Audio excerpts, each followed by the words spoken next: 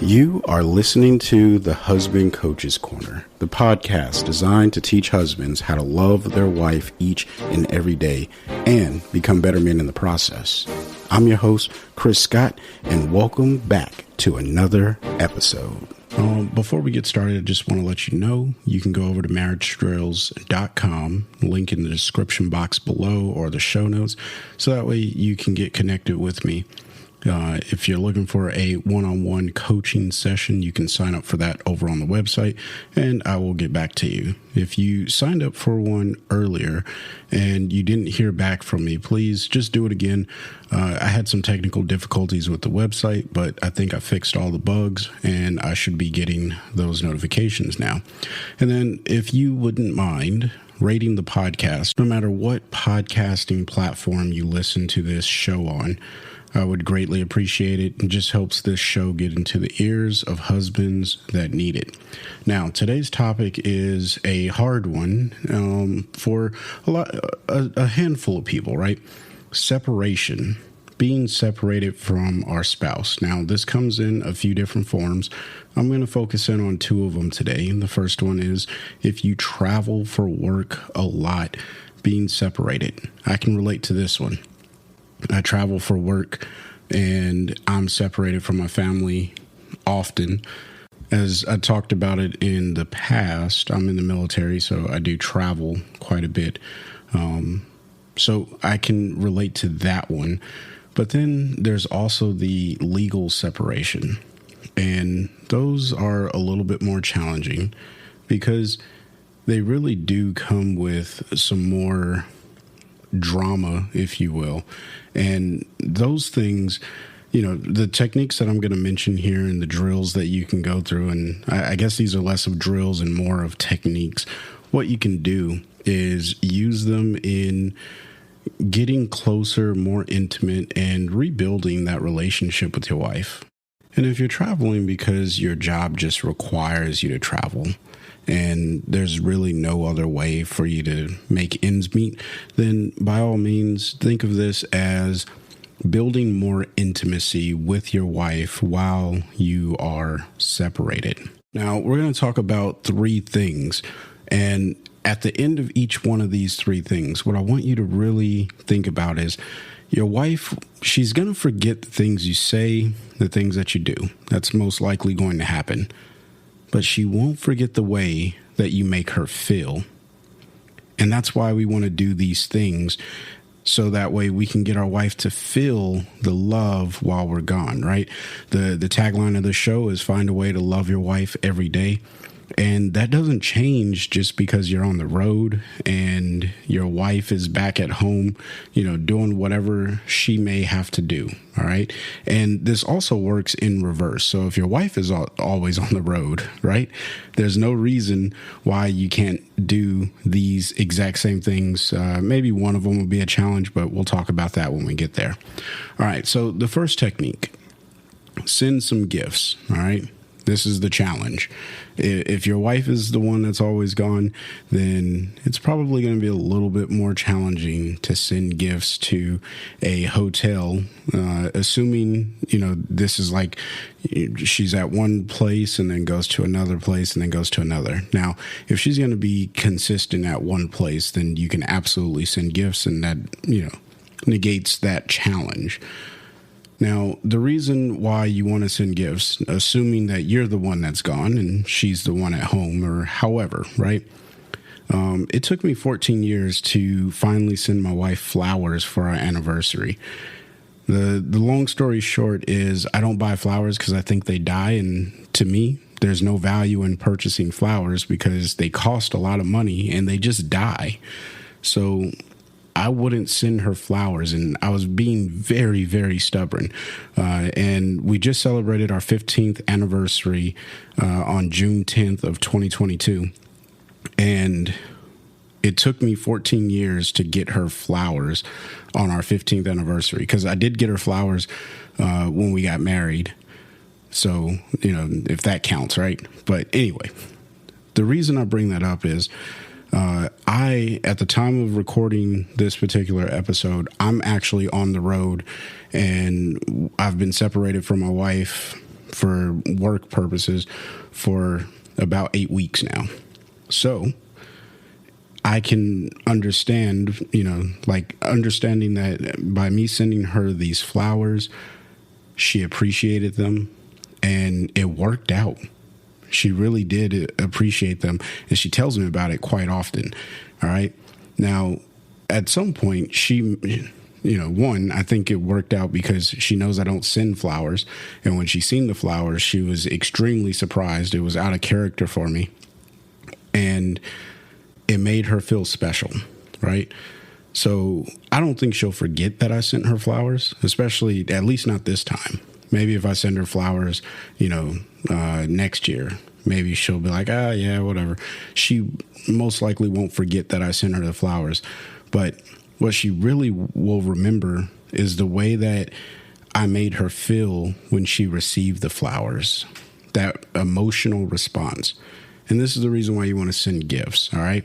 Now, what type of gifts should you send? Obviously, it needs to be something that resonates with your wife. I chose flowers for my wife because I know that she wanted flowers. She likes to receive flowers. So I said, you know what? I'm going to be a great husband to my wife, and I'm going to send her flowers. It was that simple, all right? Now, you can also send her something that she's always been asking for. In my case, my wife has always been asking for me to send flowers, so it worked out. Now, if you have the wife journal, you can go ahead and take that, and you should have a segment in there with all of the gifts that your wife has been asking for if you've been filling that out. Now, if you don't have the wife journal, then I encourage you at this moment, if you're listening to this, to start paying attention to the things that your wife says that, oh, that's cute, I like that, and write it down somewhere. Doesn't matter where you put it. It could be in a spiral notebook. It could be in your Apple Notes. It could be in Evernote. It could be on a Google Doc. Doesn't matter. What matters is that you are storing up the things that your wife is going to appreciate. So when you find yourself on the road and you're like, you know what, I got to send her a gift, you don't have to overthink about it, right? You just pull this list out and it's like, okay, here's some of the stuff that she's been saying she wanted. Oh, I'll send her one of these. You see how easy that is? This is the reason why we have to be alert and present when we're with our wives, so that way we can pick up on the things that are subtle, because sometimes she may only say it one time, like, oh man, that would be really nice to have, and then it'll never come up again. All right. Now, this isn't a for sure way of making her feel love, especially if your wife's love language isn't gift receiving, right? If that's not like a high love language, you should send her gifts that resonate with her. That's the best way that I can put it. All right. Know your wife and know what to send her. And then add a small note that is personal to the two of you when you send this particular gift. All right. So if you are mailing it, like you picked it up from a store, a local store to wherever you are, take a piece of paper and write a little note. All right. Now, if you're ordering it online, there's usually like a little gift card that gives you like 250 characters. Use that to write a little note. It doesn't have to be anything over the top deep, but it should be something that will, again, resonate with your wife. The whole purpose is to make her feel special. All right. That's what this gift is all about. And that's what you are really just shooting for, to send her something that makes her feel special, because then she'll say, oh, my husband cares, right? And then she'll feel loved, and you successfully accomplish that. Now, obviously, if you don't have the money to send the gift, then we can go on to the next one, which is sending a letter in the mail. That's right. They still have letters that you can write and put them in the mail. I know it's 2022 and we don't send handwritten letters anymore as often, at least. I don't know. Maybe you do send handwritten letters, but sending a handwritten letter, because it's almost retro, that when it comes in, there's something about it that has this excitement and nostalgia, because she's not going to know, how to receive that really. And, I'm not talking about typing something on the computer, printing it off, folding it up, and throwing it in an envelope. That could work. But what I'm talking about is you taking a piece of paper and a pen and writing that bad boy out. All right. And just send a note to your wife. This isn't the most complicated thing. Send a note to your wife. She's your wife. You should know what to talk to her about. But if you are sitting there and you're like, you know what, Chris, I don't know what to send to my wife. I don't know what to talk to her about. Well, here's what you can do. You can tell her a story that you think she would like to hear. All right. Doesn't matter what the story is. If you think she would like to hear it, tell her a story. Like, we as people, we love to hear stories. All right. And if you can put a little bit of suspense and humor in there, man, that's going to make her feel great. Right. Because it's exciting. And the story could be about your trip. It could be about a different trip that maybe the two of you went on in the past. Like, just tell her how you see the memory. One of my favorite memories to tell whenever I'm in a group of people, and especially if my wife is there, is the story of how we met, right? Because there's my perspective and there's her perspective. And to say the least, our perspectives do not match, all right? But the goal of me telling the story really isn't about if the perspectives match anymore. There's some humor and there's some suspense, and, most of it's true. Some of it could be like, I don't know anymore, because I've been telling it my way for however long, and she's been telling it her way for however long. What I do know to be true is I seen her and I wanted to talk to her.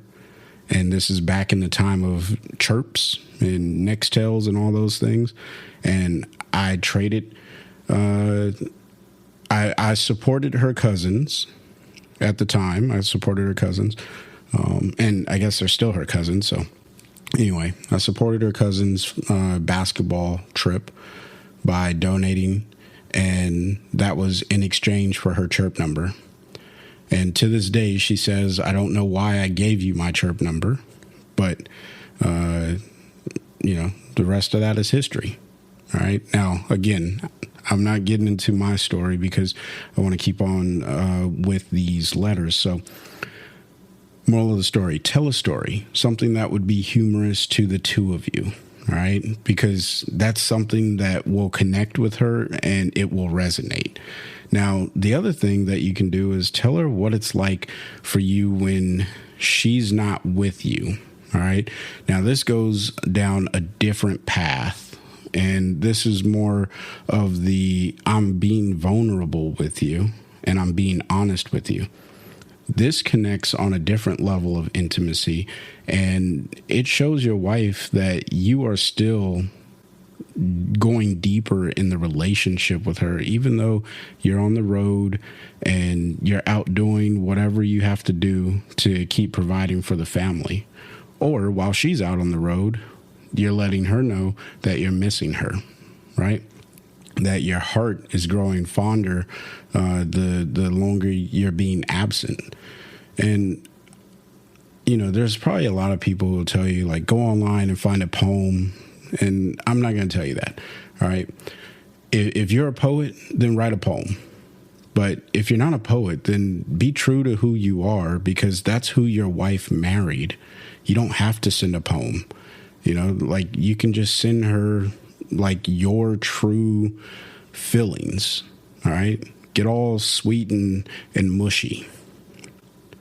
Now, the other thing that you can do in these letters that you're writing, again, and by the way, I forgot to mention this, you can also get a postcard Postcards are, maybe you don't want to be as intimate on a postcard just because those are written, or, those don't go in an envelope.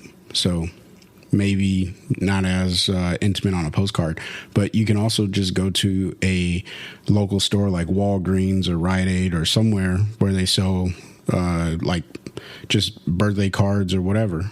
And instead of getting a birthday card, get a appreciation card or just because card, right? Doesn't matter. You go to Hallmark. It doesn't matter. Moral of the story, you want to send something written. Now, on here, another idea when you're sending these written cards is give her a promise of something you look forward to doing for her or with her when you reunite. If you're like, when I get home, I'm going to make you the best lasagna that I've ever made, if that's something that she really appreciates. Or it can be something where you can say, when I come home, I would really appreciate having chicken tacos. Like, I love chicken tacos. I always like to let my wife know that. She knows that. So when I come home, that's like, it's almost become a staple that's our reuniting meal. She prepares chicken tacos. That's her way of showing love to me. But the point that I'm making here is you want to build something that helps you plan into the future and something that gives you both something to look forward to. All right. You want to be looking forward to something because then it makes the anticipation of your return that much greater and exciting. All right. But the catch to that is you have to deliver on whatever this promise is. All right. You can't say like, I'm going to come home and cook you lasagna and then make her a bowl of cereal. That's not going to fly. I mean, maybe it will, but you got to get that lasagna in there at some point. You want to make good on your promise. Now, the next thing that you can do in writing this letter, right? We're still on this, is compliment her on everything she is doing while you're gone. For me, my wife is home with our two girls, and I'm always amazed at how well she keeps it moving, Now, that's not to say like I'm some super great father or anything that when I'm gone, everything just stops moving, because that's absolutely not true. In fact, I think things move a little bit smoother when I'm not there, just because my wife can focus more about getting our kids taken care of, and she doesn't have to put as much physical attention into spending time with me because I'm not there. However, while I'm gone, I know that there's more stuff that she has to do that I normally do with the kids or for the kids. So complimenting her on that, getting our kids to their sports practices. That's my lane. I like sports. That's what I do. I take my kids to their sports. But when I'm not there, guess who has to do it? So those are the types of things that you can look into and say, you know what? You're actually doing stuff that you normally don't do, and I really appreciate that. Don't overlook the simplest thing, right? Because that's going to show her that you are aware and that you care. So that's a good one. And then the next one, or the next option of what you can do to connect with your wife, is video chats and make a set time to talk on the phone. Now, this right here is probably, we live in 2022.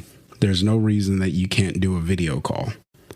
Now, obviously, if you're in an area where reception doesn't work to do video calls, then you can't do a video call, and that's okay. However, most of the places that you're going to be in, you'll be able to do a video call. So I recommend doing those as much as you possibly can. All right. Now, make sure that wherever you are, you have good lighting. You don't want to be a shadow in your video call. So turn on some lights and make sure that your wife can see you, and make sure that she's in an area where you can see her. Give her compliments. Like, always compliment your wife, regardless of the condition that she's in. Give her compliments, okay? And talk to her by looking into the camera. And, obviously you got to glance down and look at the screen or whatever, but be present during that video call. Actually talk with her. Talk things through. Hear about her day. Ask questions about her day. All right? Restate things that she says in a genuine way that she feels that you've heard what she said. All right? And you're looking at her, and hopefully she's looking at you, and you guys are just having that engaging conversation. Now, obviously, if you can't do the video call, then go for a phone call. All right? Now, all of these, or both of these things, video call or a phone call, these need to be protected times. What you don't want to do is leave your house and not continue with your protected time with your wife, where it's like, hey, 8 to 9 is my dedicated time with my wife. Nothing else will impede on that. Now, obviously, if you are out, like when I'm out for training, I know that I'm not going to be able to do this. Okay. And I'll share some bonus tips towards the end that I just thought of. But if I know that I can't do the video call from 8 to 9, like I would normally be able to do, then I'll set up another time with my wife where it's like, hey, let's do a video call at 3:00 in the morning. Right? And maybe that'll work. Maybe it won't work. You just got to have that conversation. It doesn't matter what the time is, as long as you're protecting that time and you're staying committed to meeting her at that time. Okay. Now, when you're doing the video call, there's actually, I don't know if this is like a real thing or not, but my wife and I, we do it from time to time. It's called a virtual date, or at least that's what we call it. And as corny or cheesy as it sounds, it's actually kind of fun, right? She gets something to eat, I get something to eat, and we sit there, we're eating and we're talking, and it's a virtual date. And yeah, whatever you would normally talk about over dinner on a date, that's what we do. It's just we're doing it through a computer or my iPad or whatever. All right. So you can get creative is what I'm getting at. All right. Let your imagination run free. Find ways to love your wife. Be creative. She deserves the best you that you possibly can be, and the most creative you that you possibly can be. Now, there's other things that you can do. Like if you guys watch a TV show together, watch the TV show while you're separated if you can, and then join a virtual phone call and talk about that during your video chat. Those are things that, like, that's something you could do. Maybe reading a book. Maybe you guys are reading a book together, and you want to talk about the chapter, the last chapter that you read, or the last couple chapters that you read. However you want to do that. Maybe you guys, like I just bought an Apple Watch, and maybe you're in a competition with your wife. All right. And you're trying to, encourage each other to work out, because there is something to be said about doing things. I've said this many times. You always want to have an activity that you do with your wife. And maybe that activity is working out. So that way you can encourage one another. All right.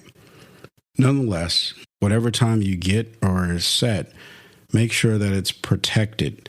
That is the most important part here. Even though you're separated, make sure it's protected. And if you have to reschedule that time, then do so. Reschedule it. It's going to be okay. Now, here's some bonus tips.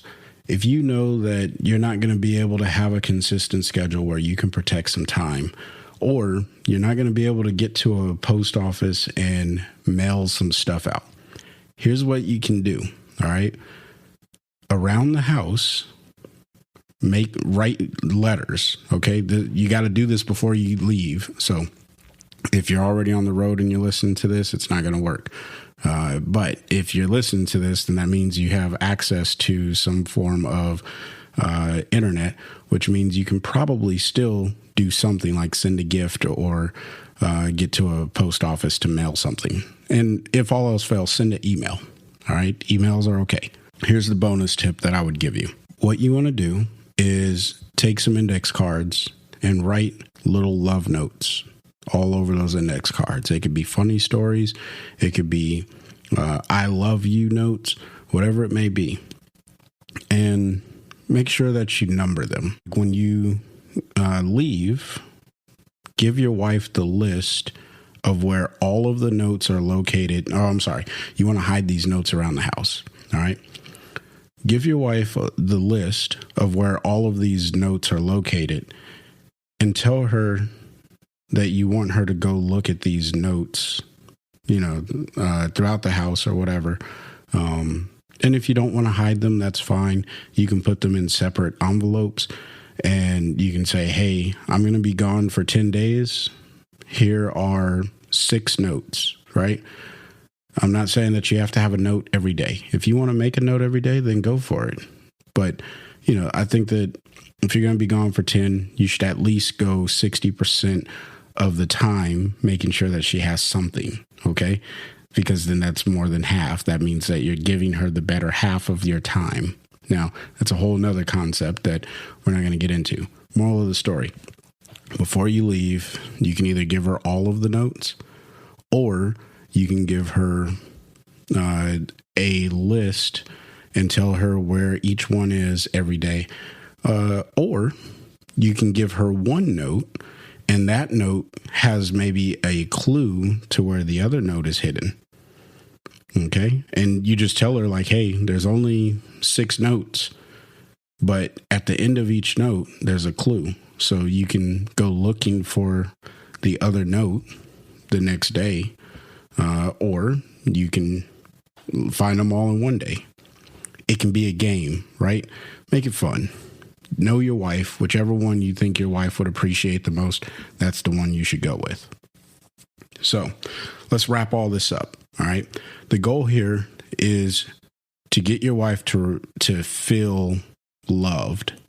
That's the goal of everything that I've ever taught on this show. However, while you're gone, it's a little bit harder to get her to feel that love sometimes. And that's why we talked about these 3 things. The first one, send gifts. Second one, send a love note. And the third one, video call or phone call, right? I'm leaning more towards the video call. I video call with my wife as often as I possibly can. And sometimes to the point where she gets a little annoyed and I'm like, well, I just want you to see me. I play with her like that.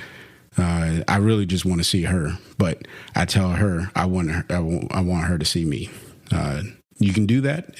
Again, know your wife, know how to build that relationship and foster an environment of love with your wife. I know that my wife, she thinks that's funny when I say that because usually she doesn't care to see me.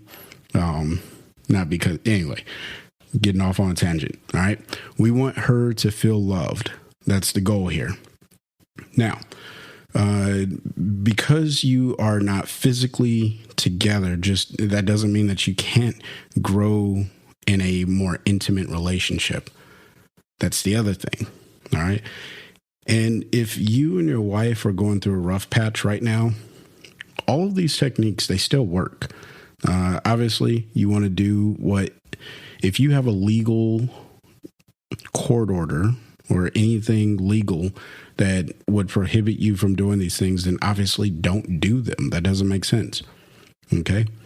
However, if you're separated and you're going through a rough patch, this is the time for you to really start to step it up and show your wife that you love her. All right. Now, if you're separated because your wife did something wrong to you and you just haven't gotten over that yet, then you have to start working through that.